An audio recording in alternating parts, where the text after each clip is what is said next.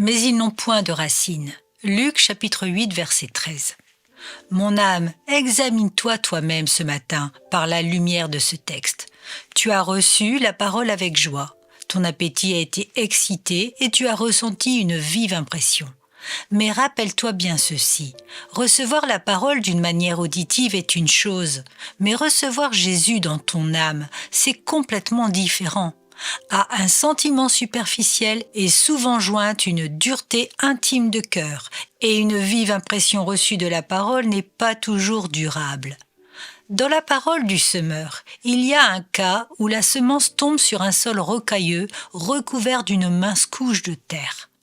Quand la semence a commencé à prendre racine, sa croissance au début dirigée vers le bas est entravée par la roche dure et par conséquent elle dépense ensuite toute son énergie dans la montée de ses pousses vertes, tant qu'elle peut, mais n'ayant que peu de sève en provenance de la racine, elle finit par flétrir. Est-ce mon cas ? Est-ce que je fais quelque chose de spectaculaire dans ma vie pratique sans en avoir la correspondance dans ma vie intérieure ? Une bonne croissance s'étend vers le haut et le bas en même temps. Est-ce que je suis enraciné dans la sincère fidélité et dans l'amour de Jésus ? Si mon cœur reste dur et insensible à la grâce, la bonne semence peut germer pour une saison, mais elle doit finalement se flétrir, car elle ne peut pas croître sur un cœur rocailleux, broyé, non sanctifié. Je redoute le genre de piété croissant trop rapidement et qui manque d'endurance, comme le ricin de Jonas. Laissez-moi évaluer le coût d'être un disciple de Jésus.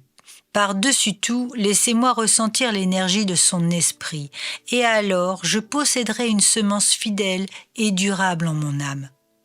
Si mon esprit demeure endurci comme il l'était de par sa nature, le soleil de l'épreuve le brûlera, et mon cœur dur répandra la chaleur la plus terrible sur la semence malade. Ma piété ne tardera pas à mourir et mon désespoir sera terrible. Par conséquent, ô semeur céleste, prépare le terrain de mon cœur, répands ta vie en moi et laisse-moi t'offrir en retour une moisson généreuse.